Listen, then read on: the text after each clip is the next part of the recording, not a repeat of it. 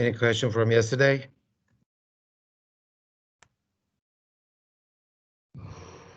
Okay, last time we were talking about arrays, and we said that arrays actually, there are kind of types, and we declare them as normal variables, and there are certain operations possible on them. And we looked at some of the examples, and we said that can we write functions that take an array? And the answer was, of course, yes, we can write functions. Let me turn on the captioning, auto captioning.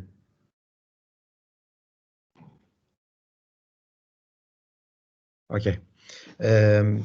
We did say that, and this is an example. We have a function. Its name is fillup. Okay, its name is fillup, and that function says that I will take a array as a parameter, and the size of that array. Why the question? Why do we need to take the size of the array as a parameter? Can anybody tell?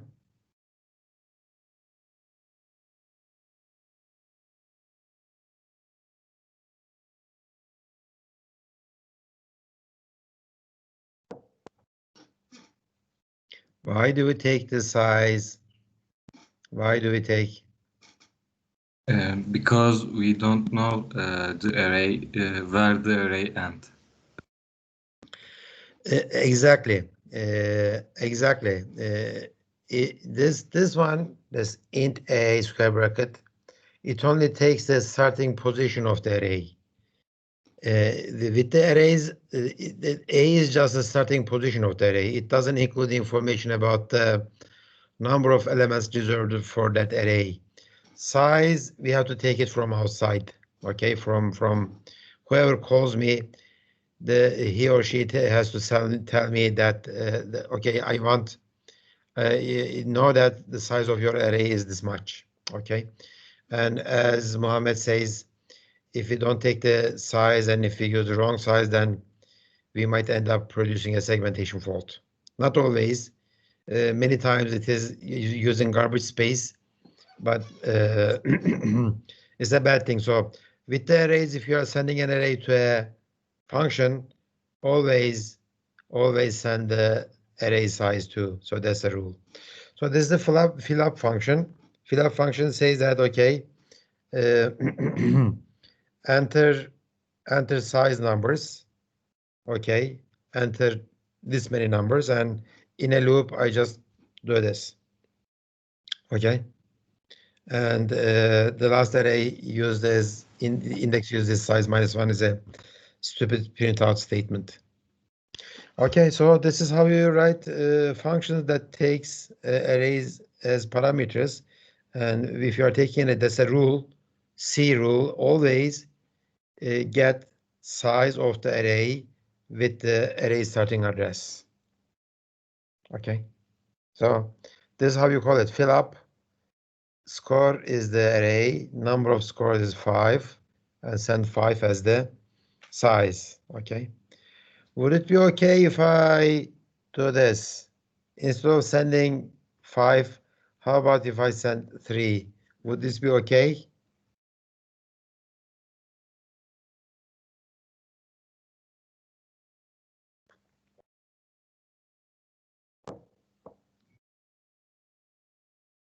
Yes. Anybody? Instead of 5, Yes. if I send 3, would that be okay? If so, why? If not, why?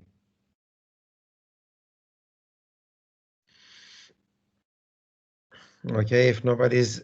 Yeah, because it will not exceed the total number of array. Okay, because 3 does not exceed the size of the array because I declared the array as 5.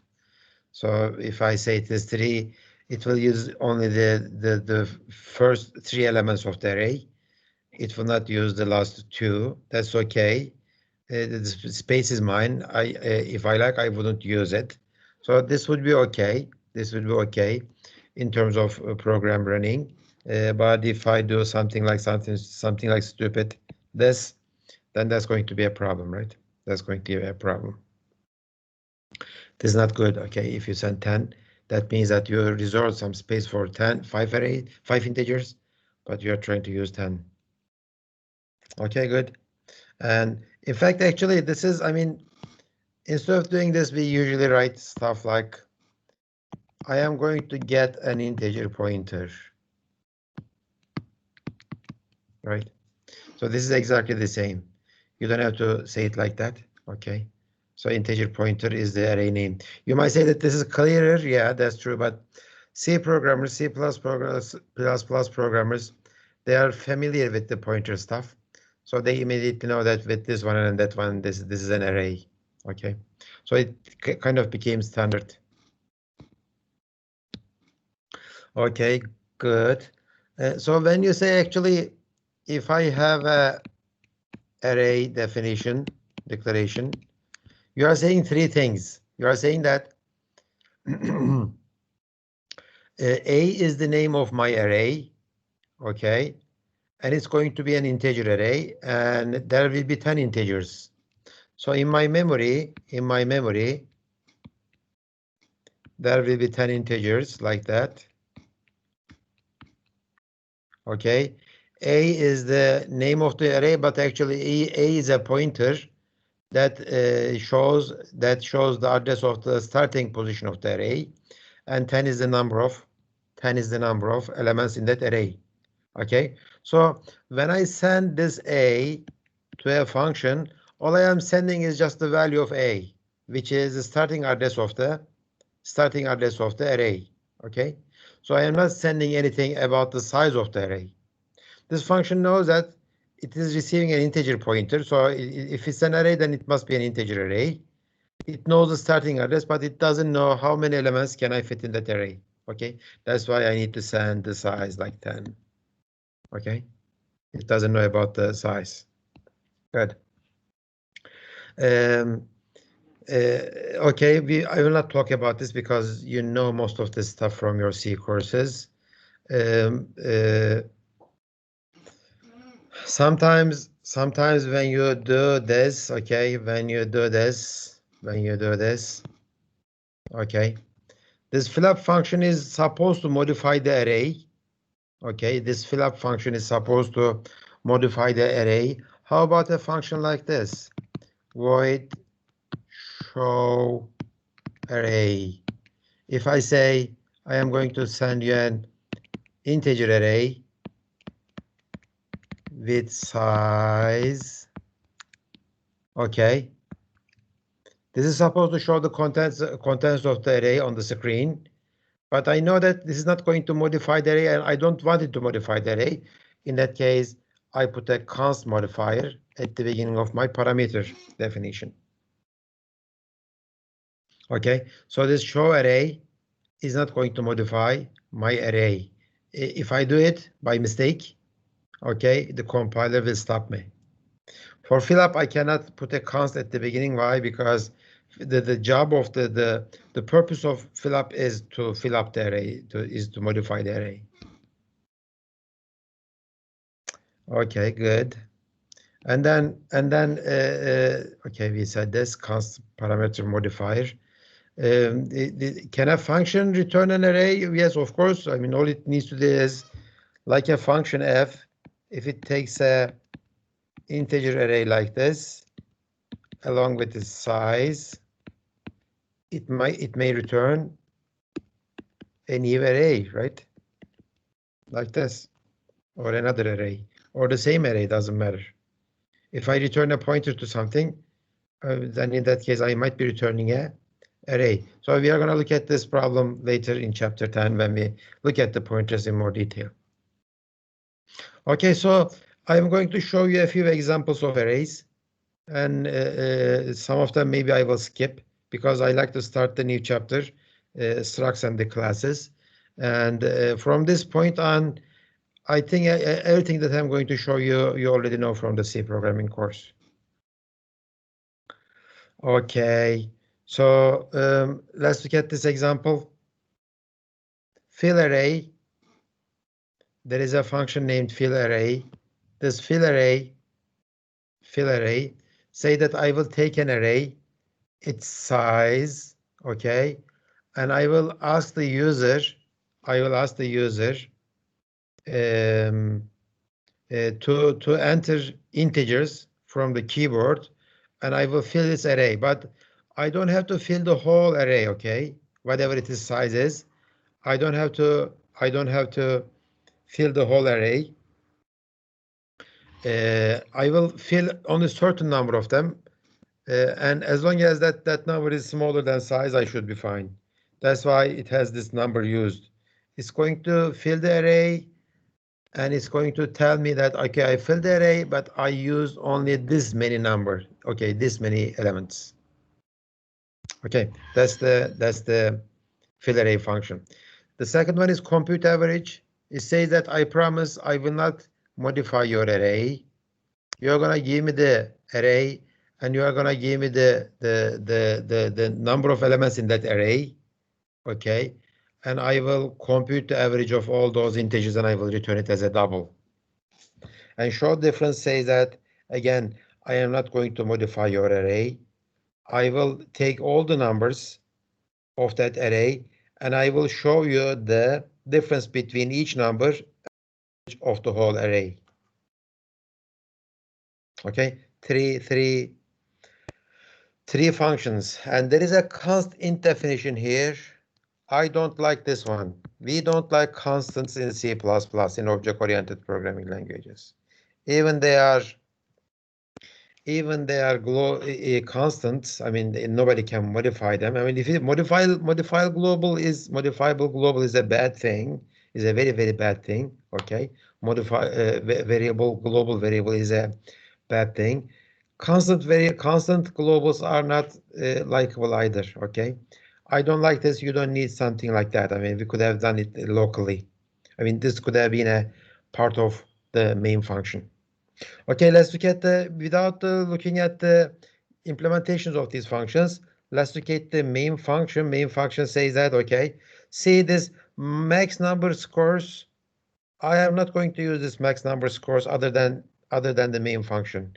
If you look at the fill array and the compute average and the show difference functions, they are not using that global constant. Why do I make this global constant global? I mean, just move this line, okay?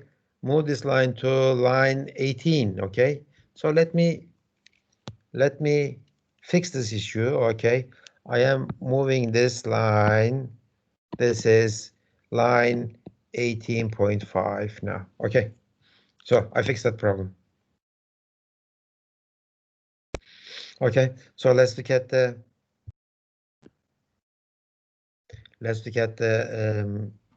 main function. My array number used is a integer, and this program reads golf scores and shows how each difference from the average.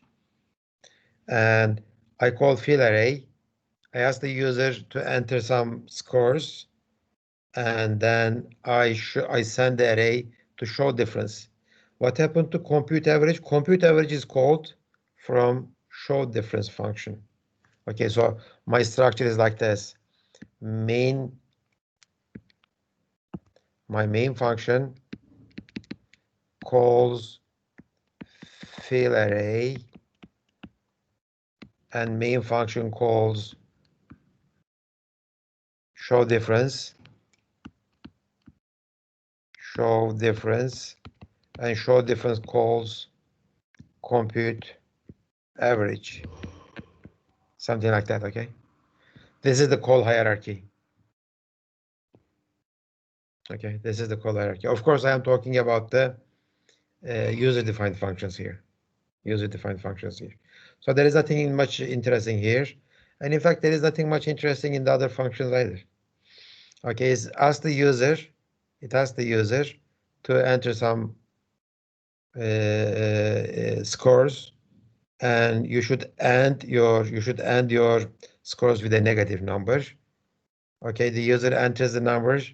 Okay, and if the number is less than size, the number of elements is less than size, and the next is greater than 0, then I should continue reading the numbers. Okay, if the user enters a negative number or I exceeded the number of possible elements, okay, which is in this case 10, then I will stop. And since number used is passed as a reference, I am changing it. See? Okay. So the others are not much difference. There is a total. I don't like this 0. It should be 0.0. Indexes from 0 to number used. And in fact, let's write this using the range for loop. Why don't we? No. I have. The thing is, okay. Okay, that's a good point actually. I want to use range for loop for integer a and a. Oh, no, not a is the same. I use that a integer e or element and a. Then I like to do this total plus assignment element. I like to use for loop, but the new for loop, ranged for loop. Do you like it? I mean, it is. So I saved an integer. I don't want to use this index, right? I am not incrementing that index. All I am saying this element. Let me make this. Okay, element. This element is assigned a value of each element of the array at each iteration, and I add that value to total. Okay, just talk about this new range for loop. Did I do a good thing here, or did I mean, it looks simpler. I didn't have to write the less than stuff or plus stuff. And I am not doing the indexing myself. Anybody?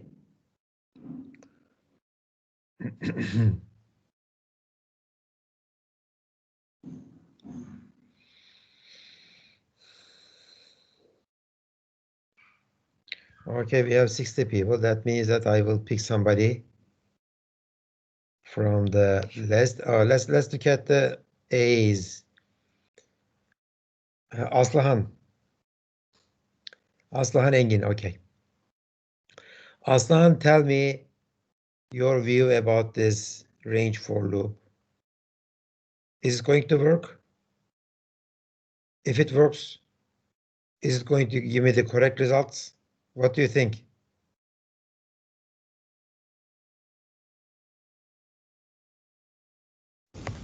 No, it isn't worked.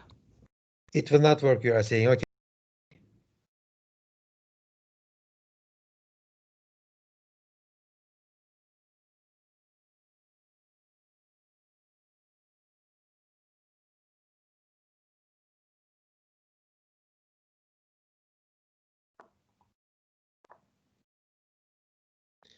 Is she saying something? Aslan, you said it will not work.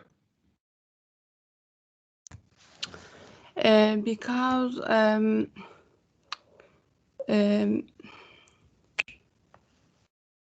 for statement has three. You are saying that the for statement has 3 components, this part and this part and this part, but this is a new range for loop. I introduced this yesterday.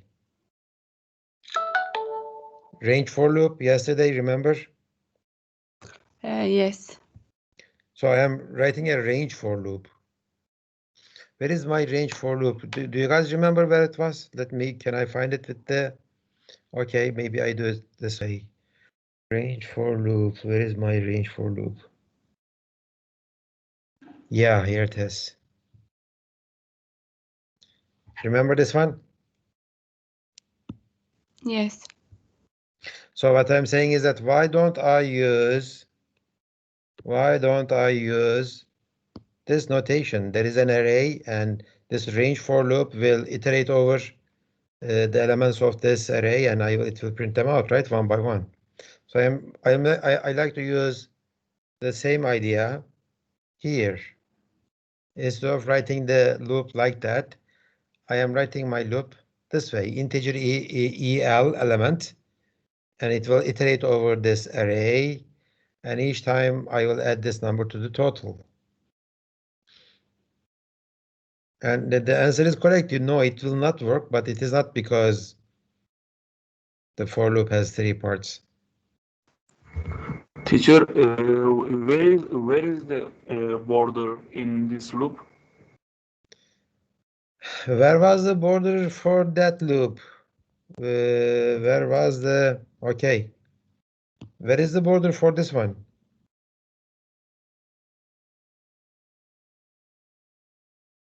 It is the size of the array, right? I mean, the array has 4 numbers in it, and this for loop iterates over those 4 numbers. But I think you have a point. Just continue. I think you want to say something. If we don't define array size, this for loop is false. Yeah, I think you are saying is that how does this for loop know the size of this array A, right? I didn't give Yes. it any information about the size of the array. All I said is, okay, this is the starting position of the array. This is the starting position of the array, and iterate over it. Okay, that's what I said. And this range for loop, there is no way that it would know the size of the array because I did not give this number used. I did not give this number used because remember, A is just an integer pointer, constant integer pointer, starting address. So you might ask the same question here. You might ask the same question here. How come this for loop knows the size of the array here? It is because this for loop is in the same scope as the definition of the array. Inside the same scope in the definition of the array, you would know compilers there is a way to know the size of the array. As soon as you pass this array to a function, you lose that size information. Okay, you lose that size information. That's why my idea of using the range for loop will not work in this case. Okay, so that's a bad idea. That's a bad idea. Okay, so you might think that then in that case these range for loops are not that powerful. Well, yeah, they are not that good with the arrays, but they are very good with the STL members, STL standard template library classes. Okay. Good. So this is compute average. It just computes the average. And the compute average, there is a, in order to avoid division by 0 error, it says that if the number used is 0, then I don't want this division because the number used is going to be 0, and this is a division by 0 error. In that case, it will print out this error and it will return a 0. And the difference calls compute average, and with the compute average, it gets the average. Then in this loop, it prints out the difference between the array element and the average. Okay, that's a simple thing again. Okay, good. Any questions? By the way, range for loop, the syntax for the range for loop is not that simple. There are many other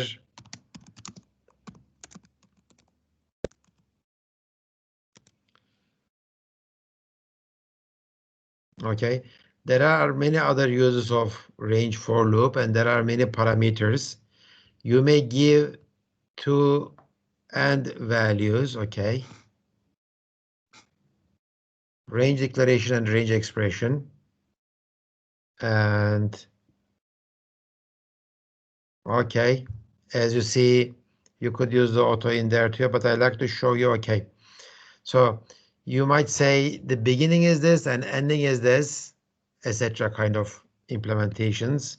Let me show you a few examples actually. Are there any examples? Yeah, good. But this is a vector. I don't like the vectors. Maybe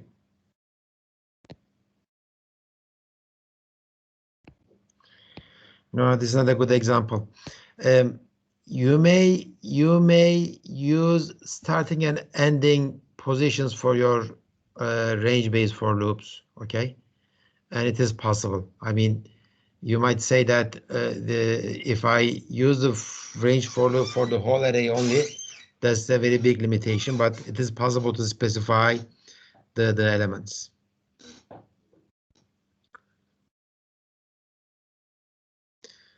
Ahmet Tukan has a comment, but he just wrote it there. I don't know what is it about.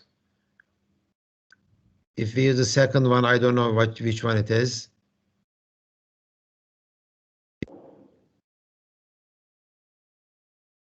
So Ahmet, I don't understand what you're saying. If you'd like to ask a question, just raise your hand and ask it using your mic. So global constant versus parameters. This global, I don't like it. Book puts it in there, but we don't like globals. Don't use globals, And in fact, in that case, I didn't have to use the globals because that global was used only in my main function. Just make it a local constant, a named constant, local to main function. So searching an array and that kind of stuff, it is possible. I think I am going to show you a function. Search, and that search is going to find this target inside this array, and number used is the number of elements that I am going to make the comparison with the target. And fill array is the same as before. Declared size, again, I don't like this, but they use it anyway. So main says that I have an array, list size and target is two things. And fill array, it works exactly as before, And there is a do while loop. It starts line 21 and ends in 34. All it does is it asks the user, enter a target, and it makes a search on that list. And if the result is -1, I could not find it. If the result is not -1, it will say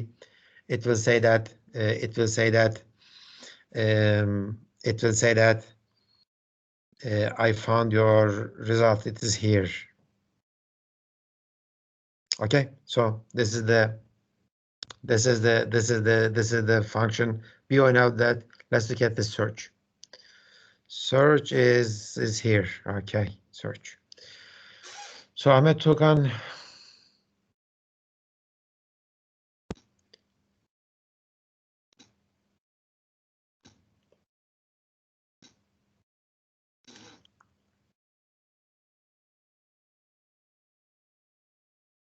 Ahmet, why don't you use your microphone to ask your question? I don't understand what you're saying. First one is for what is first, what is second?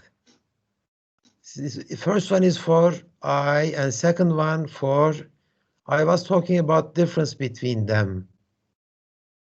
What are you talking about?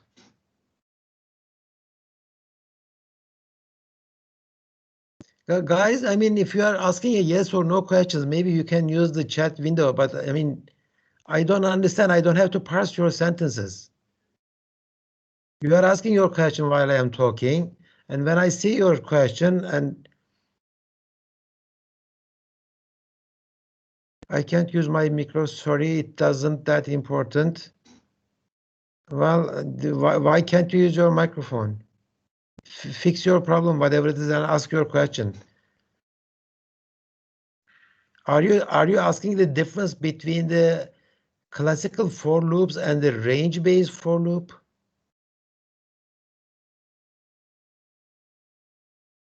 Is that your question? We talked about it a little bit yesterday.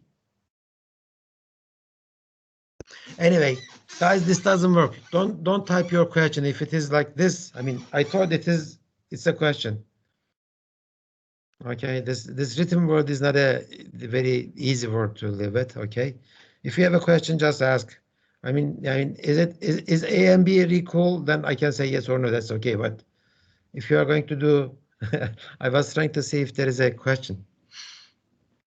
Hocam, I think he's asking about while we are using the new type of for loop, we have to sum up all the indexes, all the elements. But in the classical for loop, we are arranging that with our indexes. So I think the question is, can we limit the index of new type of for loop? And he says that he wasn't asking a question. Okay, I am asking that.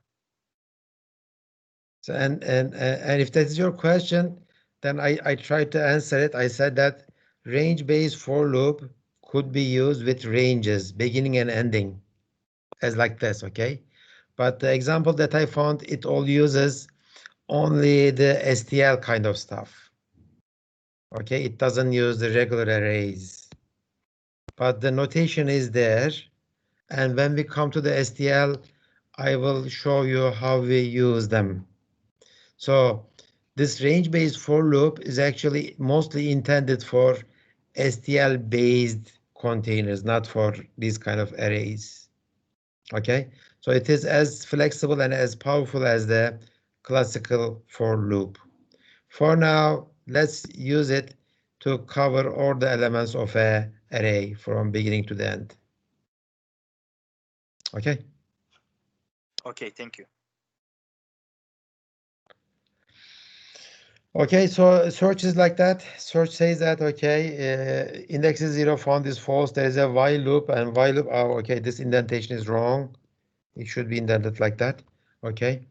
It says that if target is same as a index, then found is true. Otherwise, I will increment the index by 1.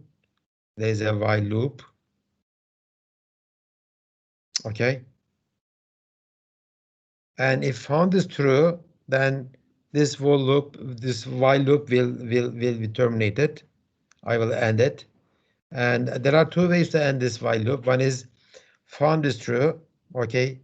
Okay, one is found is true. The other one is index is equal to number used or greater than that, right?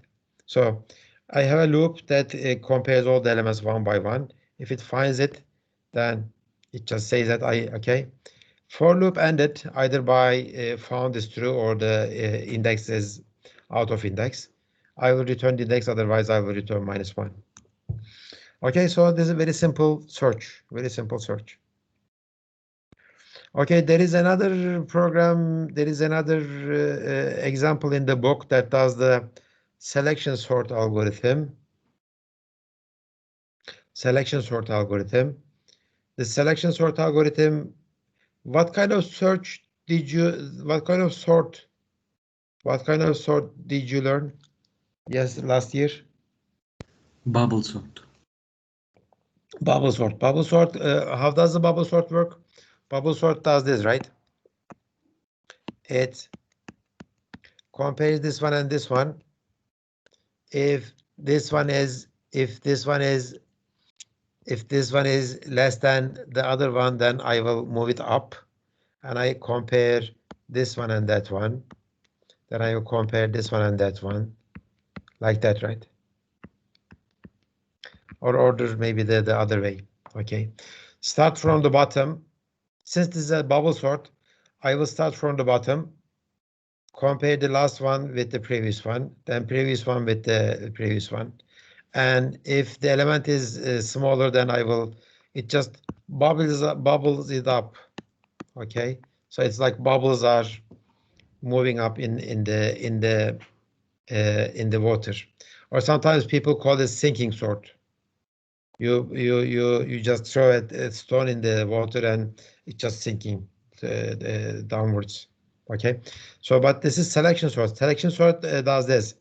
It says that I will replace this number with the smallest number in this array, rest of the array.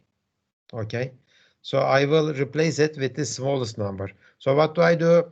I just compare this one and this one, or this one and that one, or that one, that one. Or maybe all I can do is go over this array, find the smallest one, it is 2, just swap them. Okay, now I know that this is the smallest. I don't have to think about this anymore. Then my task is going to be, I will replace this one with the smallest element in this array.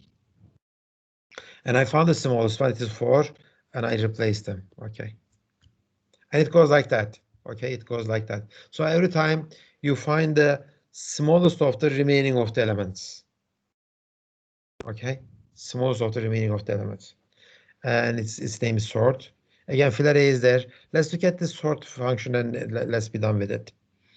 This sort function uses 2 helper functions. Swap values, you already know that. And the index of smallest is a function that returns you the index of the smallest element in an array starting from start index and the number used.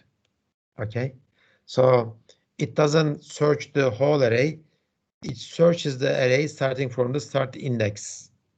So this sort function is going to call this one and that one. Let's look at the sort function. This is the sort function.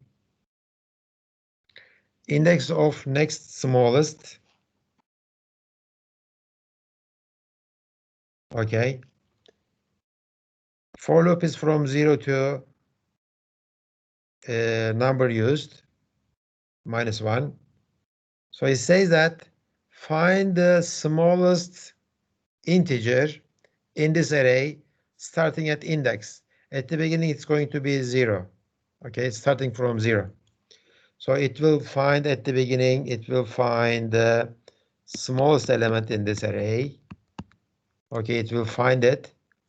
And then it will replace the first element, the element number 0 of the array, with the smallest index one, whatever it is. Maybe it is this one. So it will replace that one. Then in the next iteration, it will find the smallest of the remaining of the stuff. So every time that I make an iteration at the loop, my array gets smaller and smaller and smaller. At the end is going to be just 2 elements. Okay. So this is a sort function. This is called selection sort. Okay. Which one is more efficient, do you think? Bubble sort or selection sort? Selection sort. Why do you think so?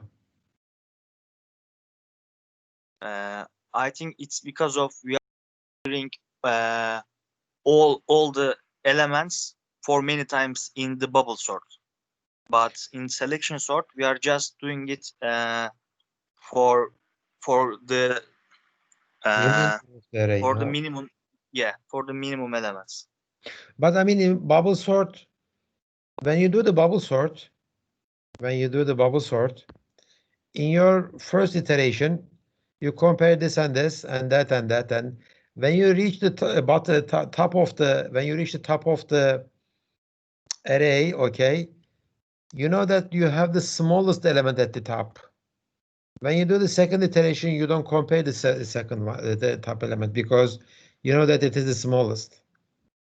I mean, in terms of general efficiency, both of them are comparable.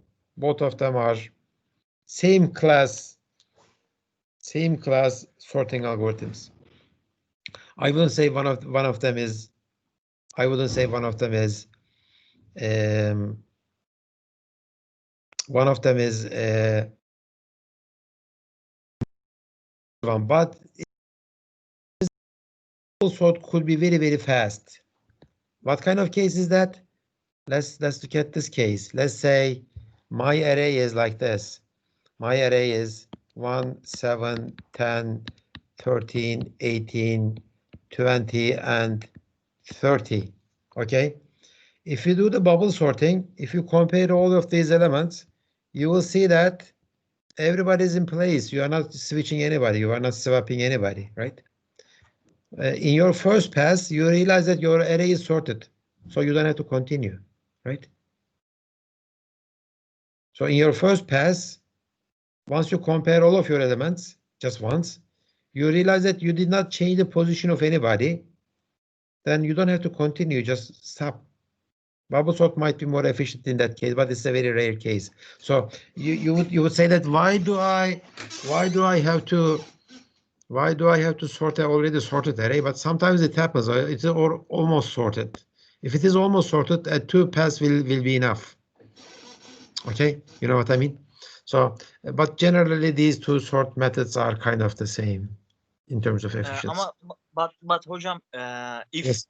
for example, if we say the minimum element of the array at the end of the array, so wouldn't that be more expensive than selection sort, because we will switch the minimum of the array for every time?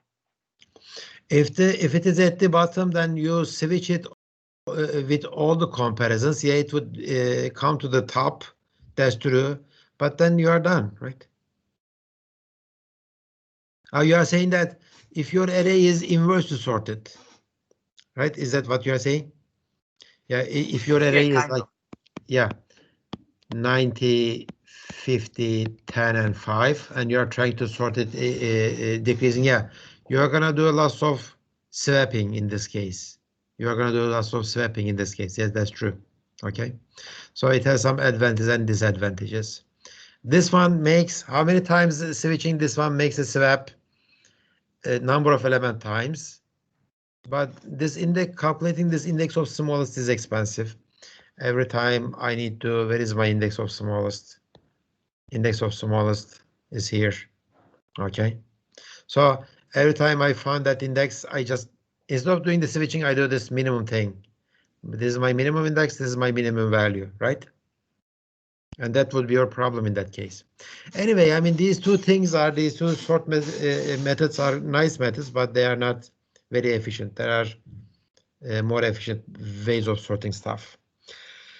Good. Okay, if there are no questions, let's look at this multidimensional arrays. Multidimensional arrays in C and C++ possible. Okay. Here I am saying is that, let me do it this way, maybe. Trying to hide this part. Okay. Okay. I have an array of 30 elements. But each of the element is a 100 element character array. That's the meaning of this. I have an array of 30 elements, but each of those 30 elements, the type of each element is a character array of 100. Okay, so there are a total of 300 characters in this two-dimensional array, and in my memory is going to be like this. What did I say? I have 30 elements. This is element number 0, this is element number 28, and this is element number 29.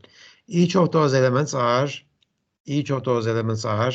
okay, 100 element character arrays. Okay, there are hundreds of them, and hundreds of them. If you like to reach the 50th element here, what are you gonna do? You're gonna say that page 29. So your page 29 array is here, and in that array, I am picking the element number 50. That's what you are saying. So C++ allows this kind of multidimensional arrays, 2-dimensional, 3-dimensional, 4-dimensional, doesn't matter. You may add as many indexes as you like.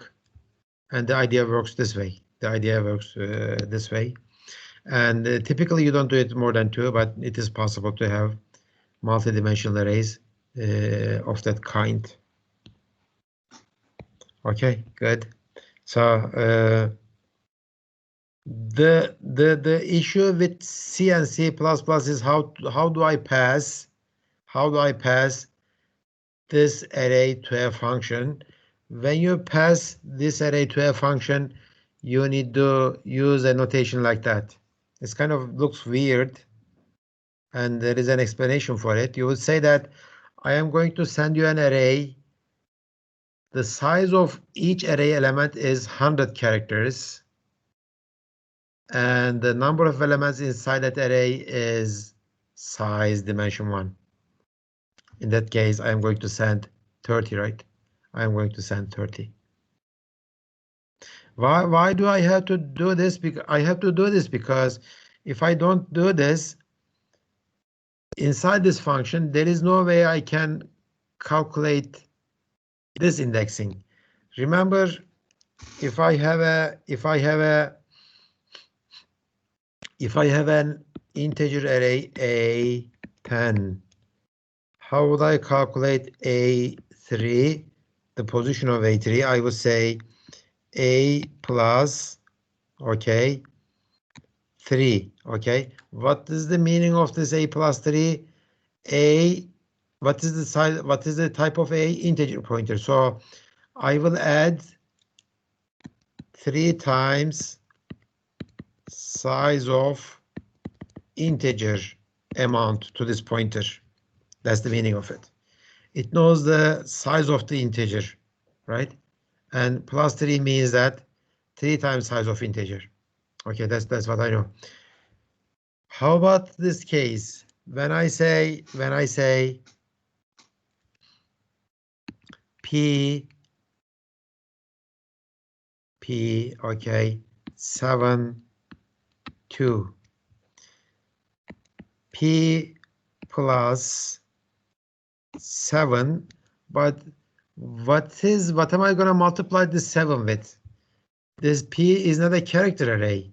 It's an array of something. So I need to know the size of that thing. So it's going to be 7 times 100, because each element is 100 size, times size of character. That will give me this 7, then plus 2 times size of character. That's going to be the calculation for P72. Okay, so since I need to know the size here, I have to send it to this function. Okay, so that's how 2-dimensional arrays work, and we will come back to this one when we study our new types with the C++. With the C++, we are not going to talk much about the arrays. Okay, we are going to have our own vectors. We are going to have our own containers to use them with the arrays, into of arrays. Okay, so that's end of the chapter number 5, and I will, if there are no questions, I will start talking about structs and classes. Any questions? The idea of array is trying to hide away the details of consecutive elements, how the consecutive elements stored in the memory. Okay, it is trying to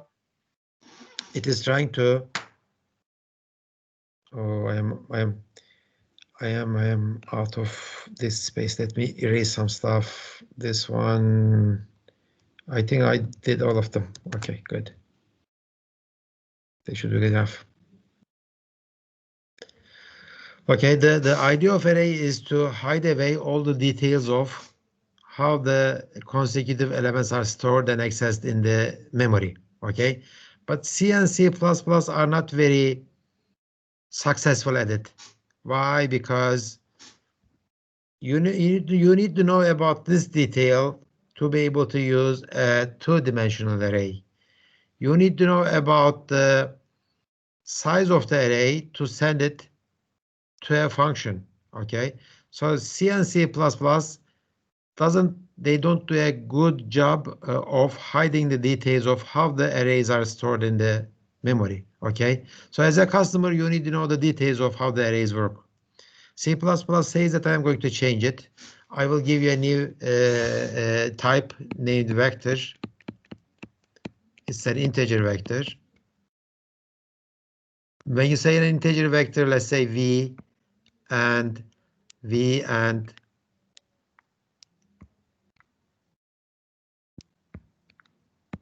100, that means that I have a vector or array, if you like, vector of size 100 integers, and I can do anything I like make the assignments. I can send my vector to a function without sending the size, okay? Or I could do stuff like, let's say another vector, v1. I can do this assignment, okay? So all these kind of are possible with this new type, and it's a new class, and we will see it. And two-dimensional vectors are possible too. So instead of arrays, most of the time we are going to use vectors or sets or similar stuff from STL. Okay, I think we need to take a break of for 10 minutes. After the break, if you have any questions about first 5 chapters, I will take them. Otherwise, I will start discussing our most important topic of object-oriented programming languages, classes. Okay, so 10 minutes of break. Let's be here 9:33 or 34. Okay, 10 minutes. I am taking the attendance.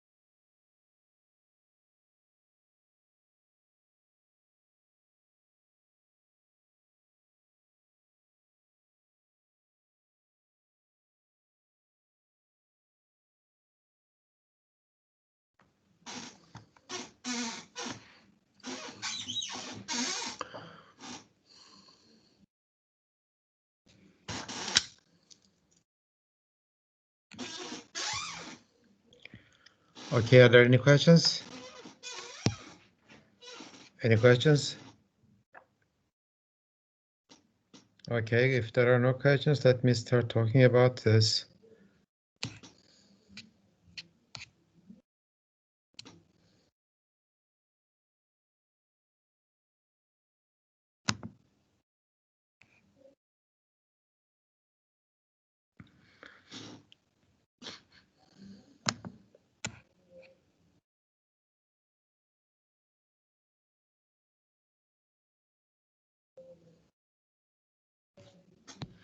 Okay, chapter 6.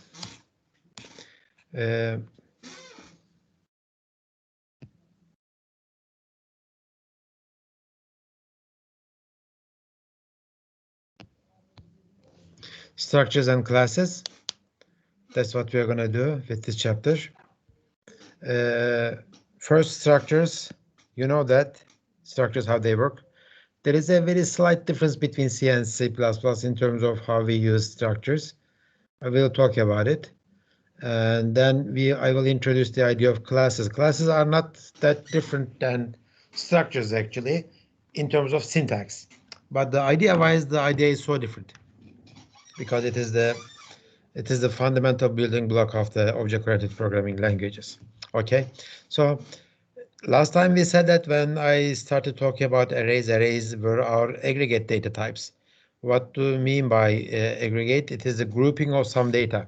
With the arrays, you grouped related data of the same type, like the integers. 100 integers, maybe these integers are the scores of a class for a midterm exam, etc. Okay, so with the structure, the idea is the same, but this time it's the collection of values of different types. Okay, so the idea is same, but the way we put them together is different, because since the types are different, I cannot use indexing anymore. Okay, I cannot use indexing anymore. So the square bracket operator is not there. Instead, we are going to use the names of those fields. Okay, names of those fields. Here is one example. The book uses this stupid example since it is from the book and we are following the book. I don't want to change it. It says that suppose I have a bank account. Okay, on that bank account, I have the balance, bakiyesi, in Turkish bakiyesi, interest rate, faiz, and term, vade. Okay, so three things related to each other: the balance, interest rate, and the term. And I put them under the same name struct. Struct CD account. CD means cash dividend. Okay, version 1. It looks like we are going to write more than one version of it, but this name is this also rather unfortunate name, CD account V1. Okay, and don't forget the semicolon in there. So once you do this definition, then you may use variables of this struct. So how do you use the variables of this struct? You would do this. You would say that I have a CD account V1, account 1, and account 2. Okay?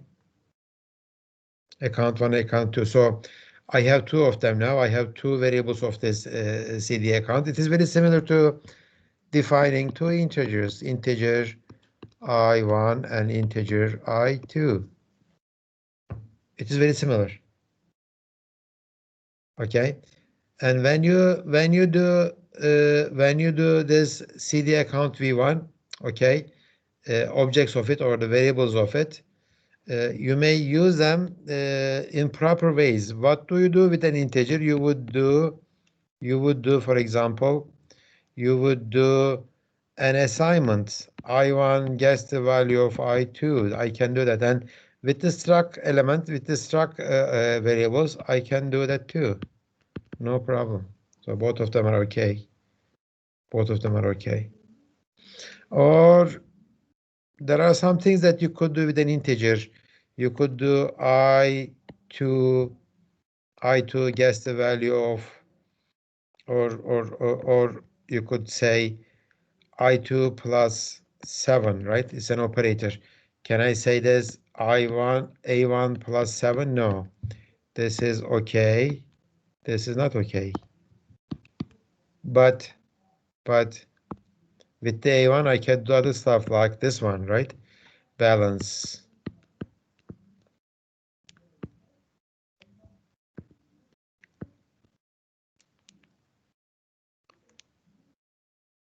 Balance. A1 balance gets the value of 10.2.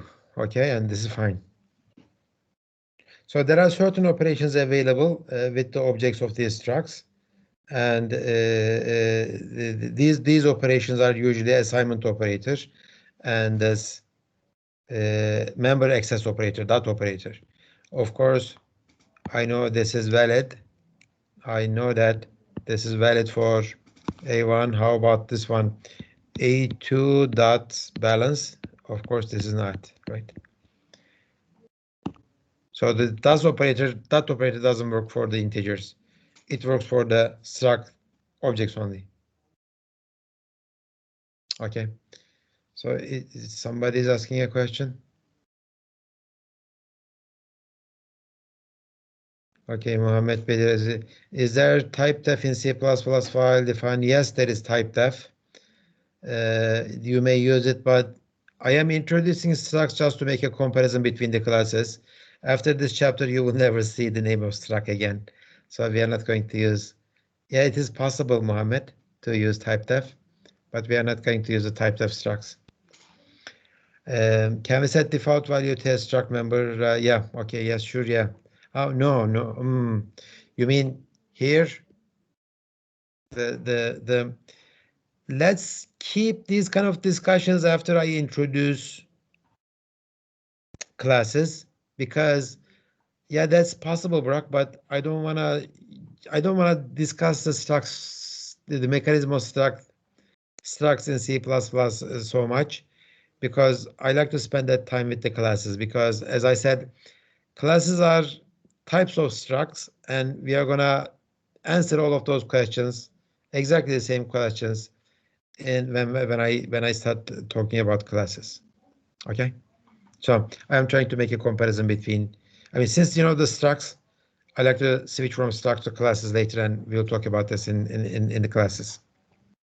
Okay, so as I did, CD account v1 account. Okay, I think Mohammed is trying to say we used to do type defs and that kind of stuff, and that's the difference between C and C++.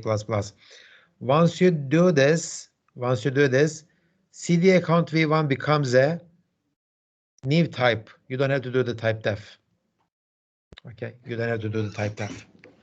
In C, you to make a variable of this struct, you say struct CD account v1 and a1, a2, etc. But in C++ you don't.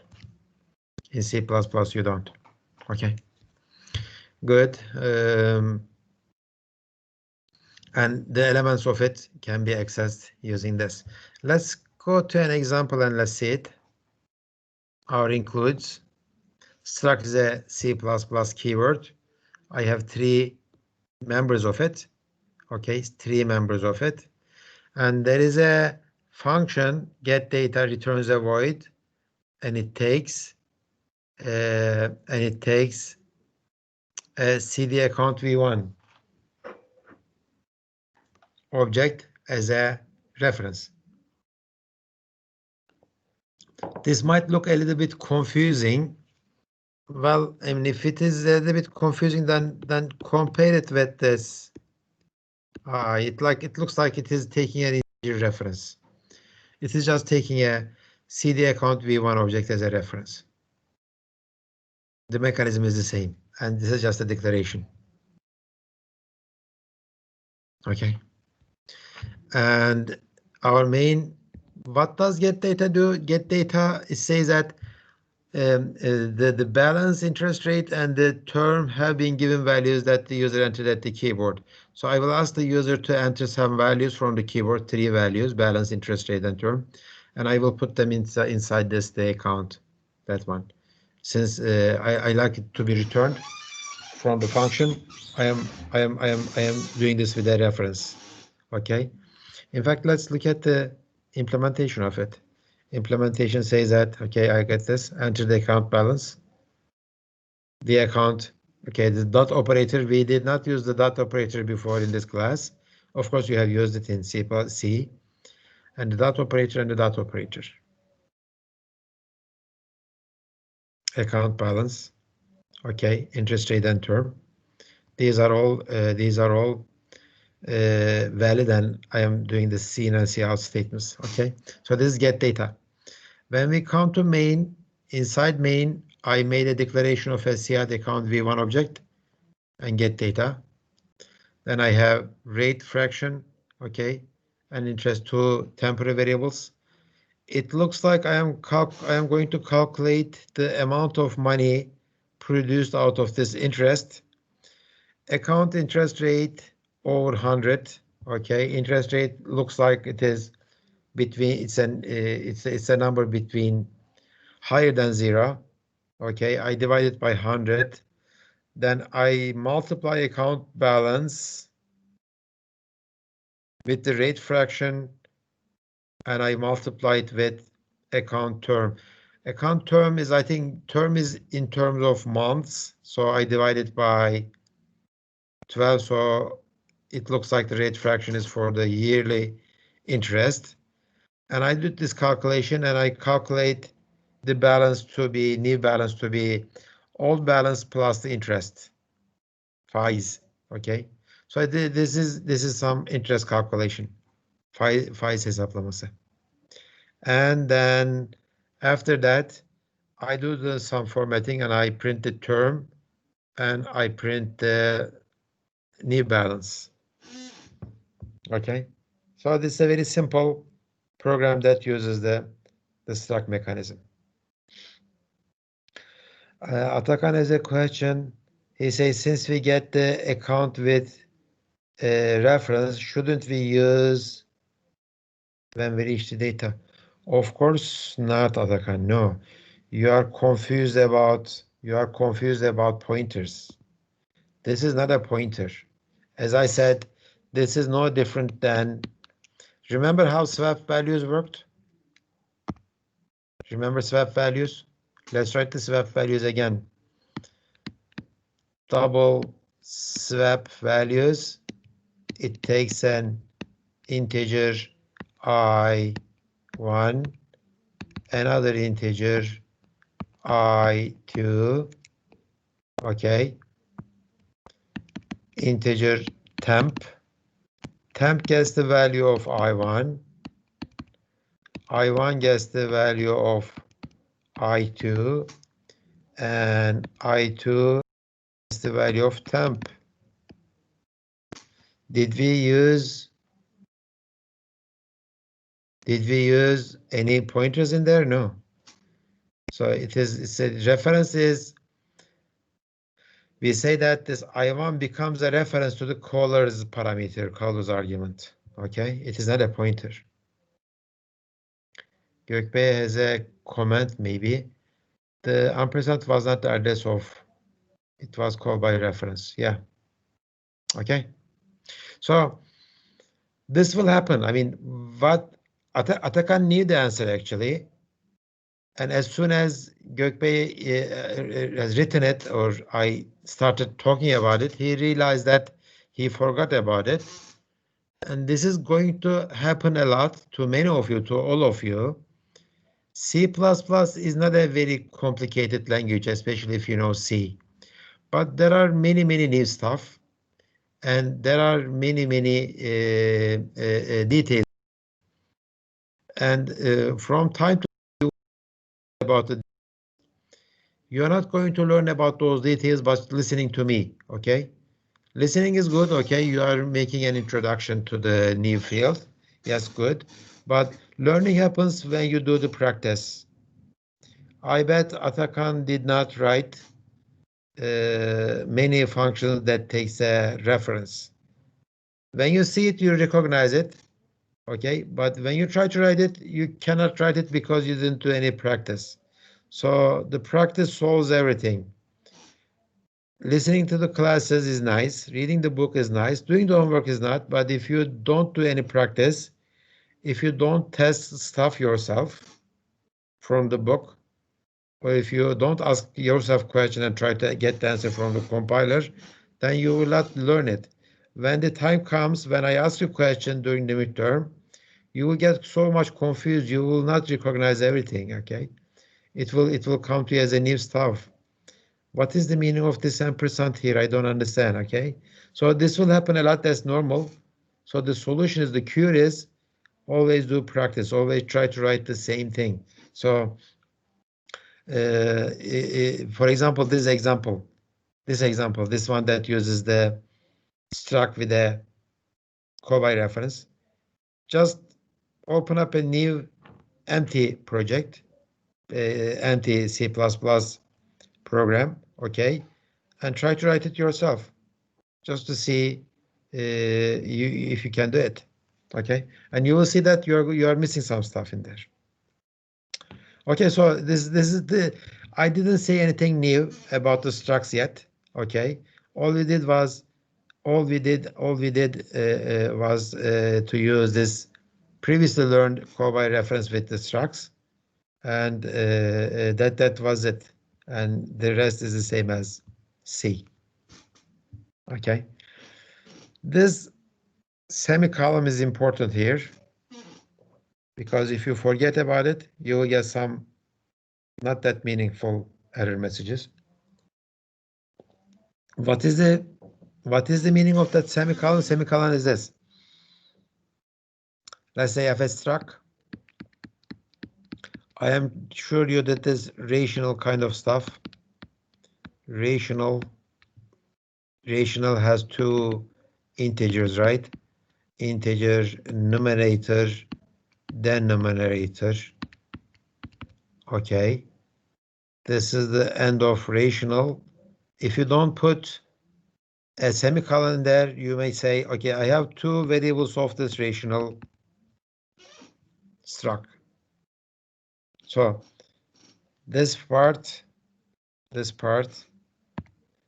the definition of a struct, the green part, okay. The black part is to declaration of the rational variables.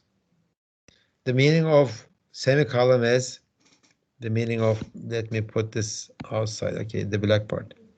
The meaning of semicolon is, I am done with definition of the struct, also declaration of struct objects or struct variables. Okay, so most of the time we don't define any variables here because they would become global variables. But nevertheless, you need to include that semicolon. Okay, good. So, common mistake. Don't forget it. Structs are, what kind of things are defined on structs? Not many, okay, not many. For example, let's look at this thing again. Let's go there.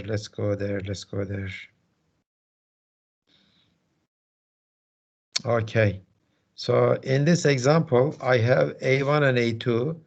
What kind of things are defined on a struct? Let's write them again. Okay. What kind of operators, what kind of things that can I do with A1 and A2?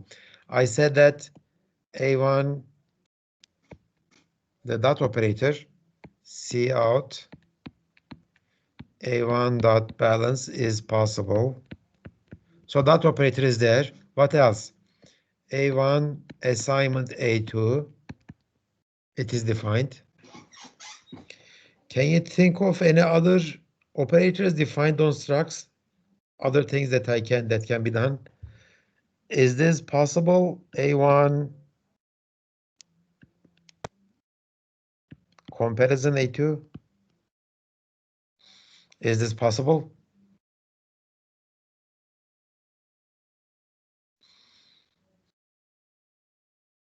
No, it is not. That's correct. No, it is not defined. This is a syntax error. So how am I going to compare two structs? You're going to write a function. That function is going to take two struct objects or variables, and compare the balance interest by then term by one by one, right? So this is not possible. Can you think of any other operators that are valid to use with structs? Assignment operator is there. Okay. By the way, this is not possible either. Cout A1. That's a bad statement. Stream insertion doesn't know how to print a struct. It knows how to print a double because balance is a double, but printing the whole thing, it doesn't know. Can you think of any other operators? Okay, I will give you one. Okay. Size of operator. Size of, okay. CD, size of, maybe don't do that. No, just size of A1. Size of A1. This is possible. Remember, size of is an operator. Okay, it is possible. Okay, there is one more. Where is one more? Tell me. One more operator.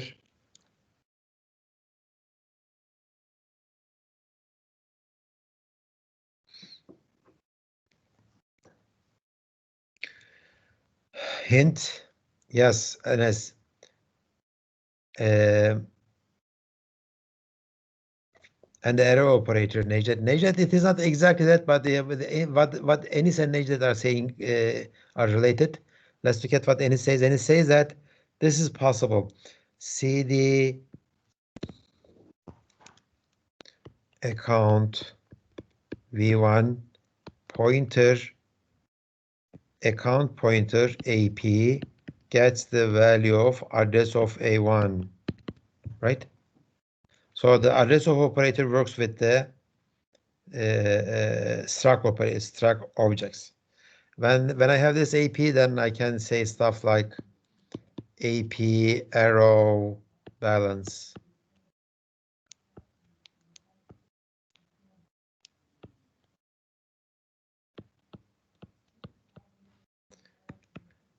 $2,100. Okay. So this one works. What Nejat is saying is, I mean, the arrow operator is not defined on A1, but account CDA account pointers. It is defined on pointers. So not many things are defined on struct objects. Okay, like the arrow operators with the pointers and the others of operators. Assignment comparison is not there. Okay. Less than, greater than, they are not there. Plus, minus, they are not there. So, but it would be nice, right? It would have been nice. Would be nice. Okay, I like it.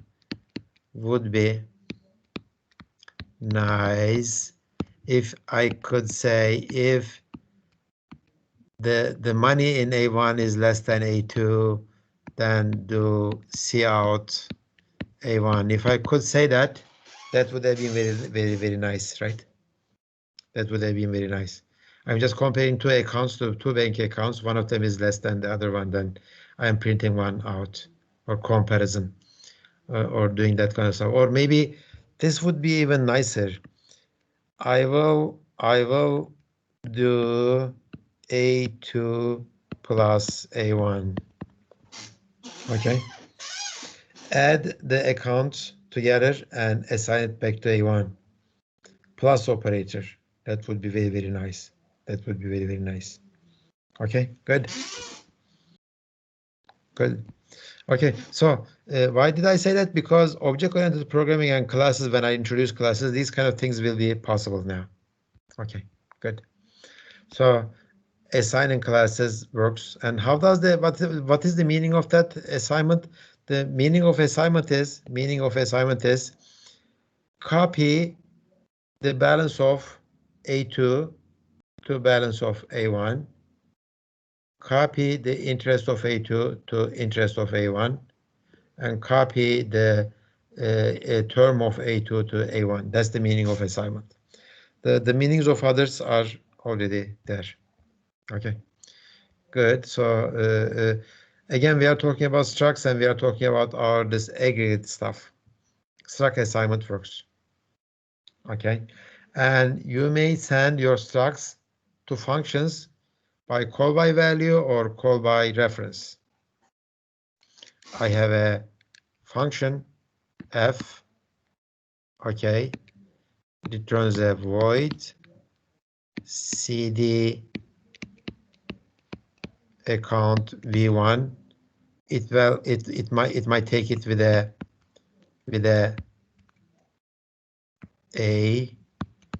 call by value or another function.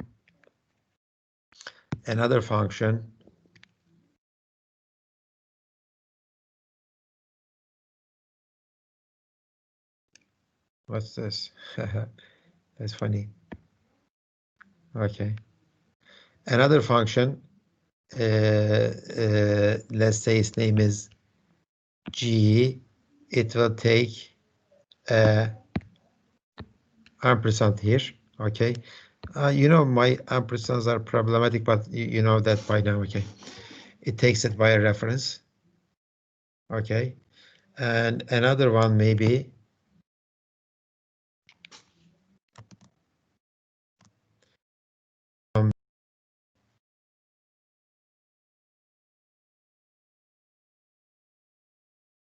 I don't know what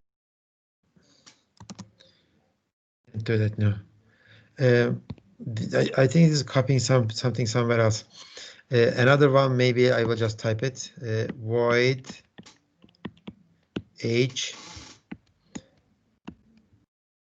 cd account v1 and pointer ap pointer. Okay, so I could do call by value, call by reference, or call by pointer. No problem. Also, I can return struct objects from my functions. No problem.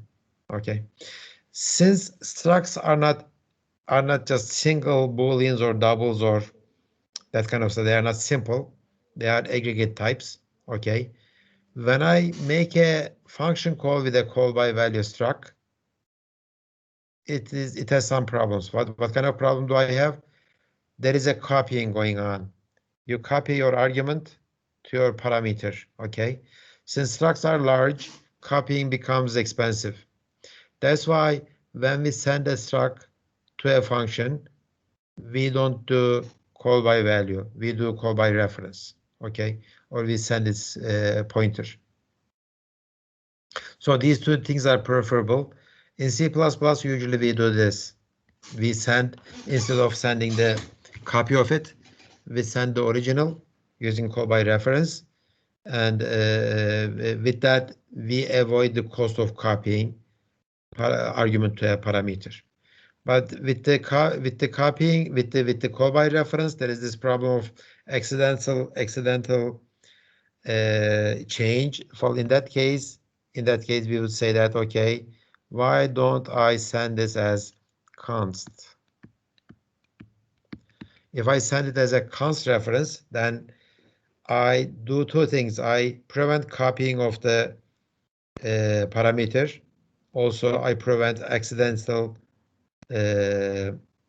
changes of my data within the function, inside the function. Okay, so expect to see this kind of function calls a lot. We are going to do that a lot. Okay. So structural initialization are very similar to C again. I have a struct definition of date. For a date, I have month, day, and year. Okay. And let's say I have a new date object or variable. Date, due date, and its initial values are 12, 31, and 2003. So it looks like its initialization is very similar to arrays. Yeah, they are very similar to arrays. The only thing is that with the arrays you have index operator available. With the structs, you have dot operator available to access the elements of it. Okay, I have a question. We have, when we do call by reference, isn't compiler doing the calling with pointer thing for us? So how are we avoiding copying if a compiler copies address? Yeah, Gökbey, that's true. I mean, with the call by reference or with the call by simulated reference, okay, there is something about copying done. That copying is address copying. Address copying is much less expensive than copying the whole struct. Okay, address is just 4 bytes. Address is just 4 bytes. You just copy an address here. You just copy an address. Here you copy it yourself. Here the compiler copies the address. But here you copy the balance, which is 8 bytes, and the rate, which is 8 bytes, and the term, which is 4 bytes. So three times the memory has to be copied if you do the call by value instead of call by reference. So what you are saying is correct. We are not avoiding some kind of copying. We are avoiding expensive copying of data. Yes, that's the cost of call by reference and simulated call by reference are actually the same. That's what we said last time, or two lectures ago, maybe. Okay, so difference between these two are not performance. Between these two is just for convenience for our usage. When you do this, you have to provide the pointer and you have to think in terms of pointers when you use it. This one behaves like a regular integer, like a regular CD account object. Okay, good. No other questions? Again, arrays are very similar to structs. We keep saying that because they are both aggregates, and the difference is for the arrays, this one is available. For the struct, this one available. For the arrays, there is no assignment. For the struct, there is an assignment, right? And there are those kind of differences, but the idea-wise, they are similar, and their initialization is similar. Okay, due date is initialized this way. Okay, so that was the structs. We like structs. Okay, we like structs. They are very good way of putting together related data. Okay, I mean, let's look at this example. Let's look at this example again. Let's go back. If I did not use a struct mechanism, okay. If I did not use a struct mechanism, how would you implement this get data function? This is a question for you. If I did not use a struct for the CD account, how would you implement it?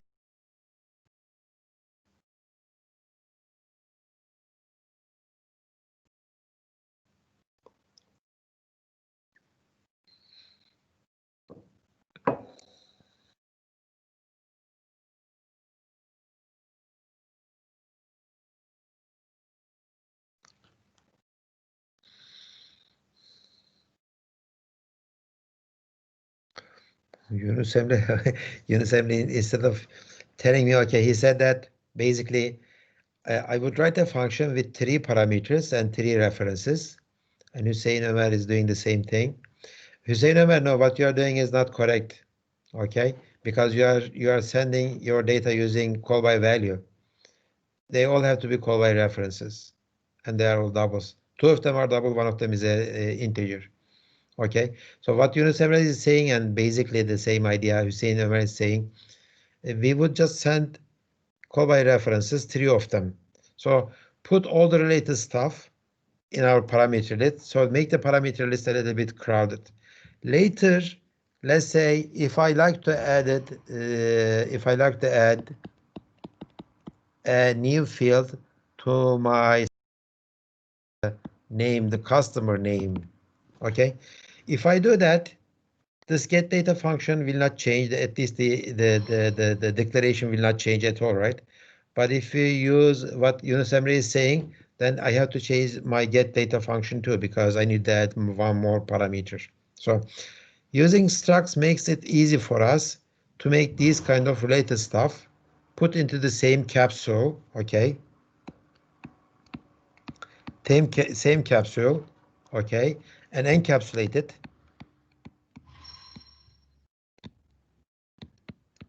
Encapsulation.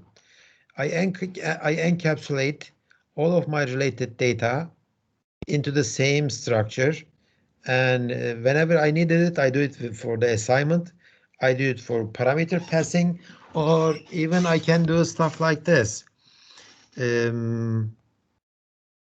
CD account V1 my customers and 1,000. Let's say I'm a bank and I am keeping my customer data as an array.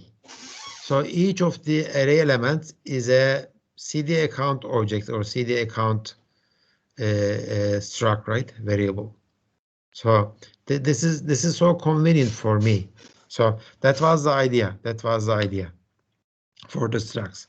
Put the related stuff, related data into same capsule and use it as a capsule whenever you need it. Okay, you don't have to remember what do I have in this CD account to send it to a function. Okay, so all you do is just give the struct name. That's it. Okay, so the idea of the classes are the same thing.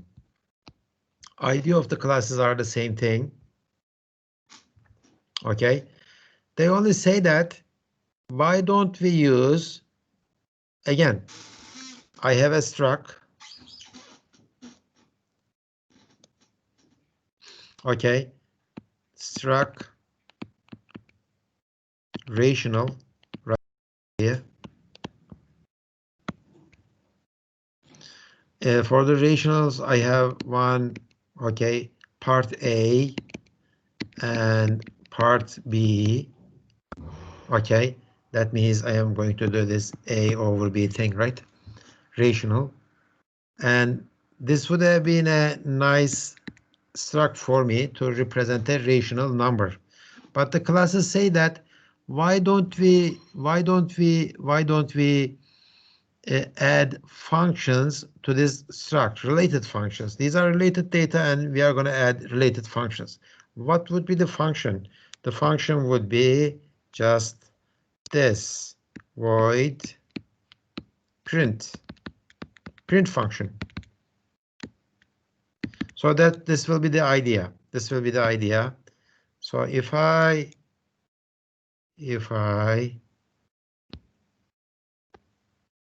do this, and let's say I have two rational numbers, rational R1, let's say it is 1/2. Okay, then maybe I can say R1.print. That would be very nice, right? Like I am accessing the data members, I am accessing the function. That's the idea of classes. Classes say that, okay, the idea of struct is so nice. The bringing together the related data is nice. I will take that idea one step further and I will add functions to it. Okay, related functions. So the task of this print function is to print the values of this rational on the screen. Maybe it will print something like 1/2 on the screen. Okay, it will print 1/2 in the screen. Or maybe we will do this. Later. New functions. Maybe I will add maybe the new functions like if I do this R1 add R2 and assign the remaining one to, let's say, the resulting one to R3. Why shouldn't I do this? There is an add function. I am doing it with the add function other than the print function. Of course, the print did not take any arguments. This one is going to take arguments. We'll talk about it. So that's the idea with the classes. Add members to functions, not just the member data. And this idea is integral to the object-oriented programming. Object-oriented programming says that you are going to design your whole software using the classes as your main building blocks. Not functions, but classes. In C, the building blocks were functions, okay? In C, you always think about, I will have a main function will call this and that and that and that and that. In object-oriented programming world, you don't think about purely functions, you think about classes. What kind of data I am going to put together and what kind of functions will work on that data, okay? You think about data, the data is the center, okay? You think about data, and after you think about your data, you talk about your function that will work on those data. That's why we say that we will not write any global functions in object-oriented programming languages. All the functions belong to some kind of a class, okay? All the functions know what kind of data they will work on, okay? This print function will work on this A and B, okay? This add function will work on the members of this R1 and R2, okay? Add is not a global function. It has to work on some rational objects or rational variables. Okay, that's the idea of object-oriented programming. So what is so interesting about this idea? It looks like, okay, this is nice, but why is it so important? It turns out that if you are careful, if you follow these rules along with other rules, your software, okay, your code will be more maintainable. Your resulting code will be more reusable, and it is better for team development, better than the procedural languages or the structured languages like C. Okay, so if you always think about classes instead of functions, okay, you end up producing reusable software.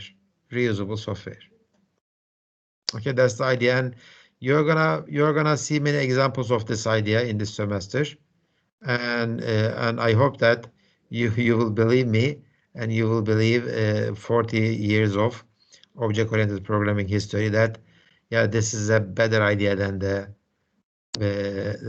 procedural or the imperative programming languages like C or Pascal or that kind of stuff. Okay, so we focus on objects, and objects contain data and operations. Okay, and in C++, our variables are objects. Rational is going to be our class. R1 and R2 are our objects. So classes are like types, objects are like variables. You might think it that way. Okay, here is our first class. It's not a very nice class, but it's a class. Day of year. Okay, day of year has two. Let's ignore this public keyword, access modifier for now. Okay, class is a C++ keyword, and it is defined exactly like a struct, ends with a curly bracket, and don't forget the semicolon.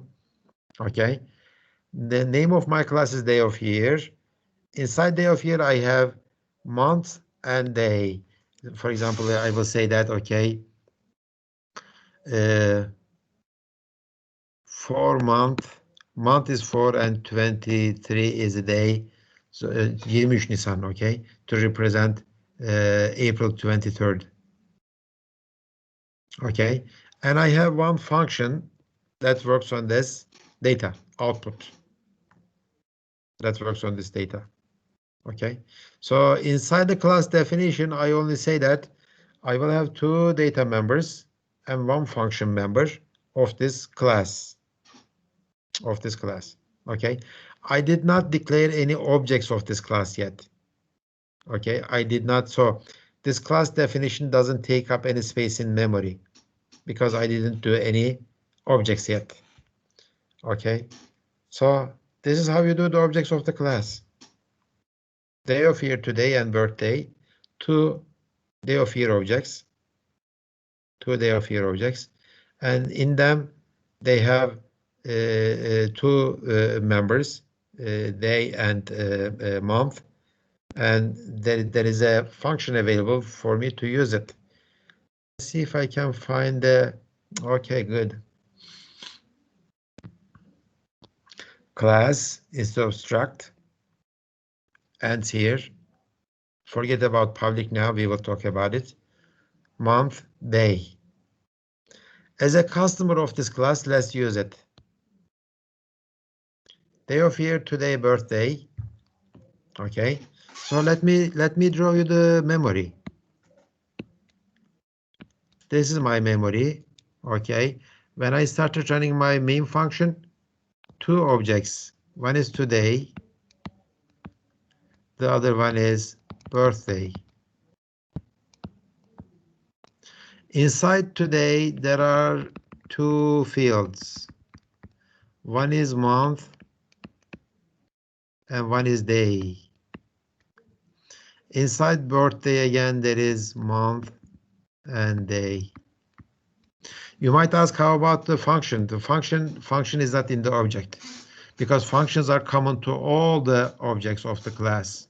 Okay, so each of the objects, each of the variables of this class, this type, will have its their data, month, day, and month and day. So enter today's date. It's like struct. Okay, so I will, today month will be entered from the keyboard. Let's say it is month is 10. Okay, enter the day of the month. Today is 21st. Okay, enter birthday. Let's say month of the birthday is, let's say, December, and let's say the day of the birthday is 15. Okay, so I ended up a memory picture like this. Okay, Mohammed, just be patient, I will tell you. Okay, and then after that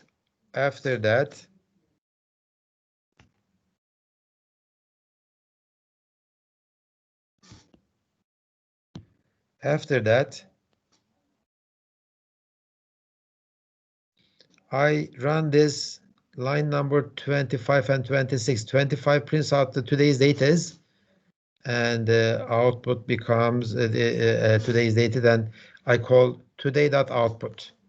Today.output will print out the contents of today. Okay, what was today? Today is this. Okay, 10, month 10, day 21. Birthday is 12 and 15. So I expect this one will print month 10, okay, 21. And the birthday will be month is 12 and let's say it is 15, right? It was 15. So this function output will work on this object and it will print out related data from that today. This one will work on this birthday and it will print out the related data. Note that the output function doesn't take any parameters. The output function doesn't take any parameters. Why? Because all the data needed for output function is contained within that object today. All the data required for output is contained within that birthday. Okay, and line 31, it makes a comparison. It says that today's month is, if it is equal to birthday's month, and today's day, if it's equal to birthday's day, then I will tell you happy birthday. Okay, so let's look at, oh, I am out of time, but let's look at this one. Day of year and output. This is how you implement the output function. This is not a global function. This function is a member of day of year class, and it returns a void. It doesn't take any parameters. Okay.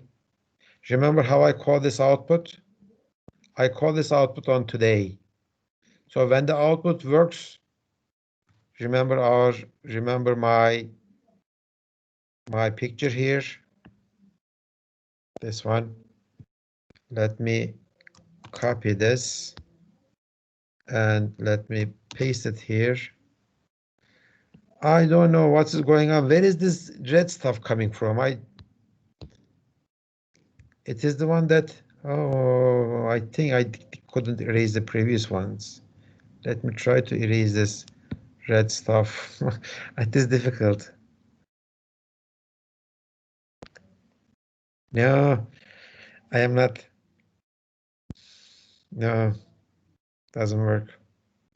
Okay, maybe I can draw it myself again. I'm not going to take too much time. No, let me do it next class then. This function, when it works, it says that I am looking at this month. What is month? If it is 1, I will print out January. It is February. If it is 3, March, etc. Okay, that's what I'm going to do. But look at this function. I mean, is month a global variable? No. Is month a local variable? No, because I don't see it. Where does this month come? It comes from there. Okay. Today, remember inside today, our object today, it was for the month, I have 10. For the day, I have 21. So when I say today dot output, month refers to this one, and here day refers to the day part of it. Okay, so day of year output works this way. Okay, I am out of time. I think I will stop here. If you have any questions, I may answer it. Otherwise, I will continue next week from this point on. Before coming to class, please read chapter number 6. Okay, try to understand why we are using classes and try to understand the mechanism too. Okay, so understanding the general concept is important, but understanding how C++ implements this general concept is equally important. So try to get a handle of both of them. Okay, and I will see you on Monday. Are there any questions?